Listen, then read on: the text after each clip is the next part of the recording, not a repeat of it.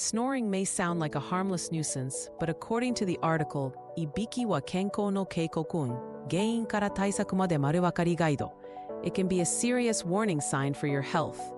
Let's explore why paying attention to your snoring could save your life. Snoring happens when the airway narrows during sleep, causing tissues like the soft palate to vibrate. Common causes include obesity, aging, sleeping on the back, and alcohol consumption. But snoring is more than noise. It can be linked to dangerous conditions, like sleep apnea, where breathing repeatedly stops, leading to oxygen deprivation and frequent awakenings.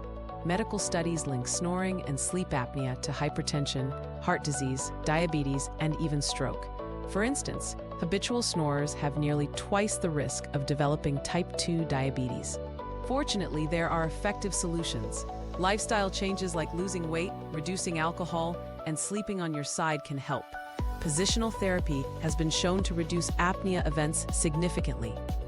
Another option is an oral appliance, mandibular advancement device prescribed by specialists.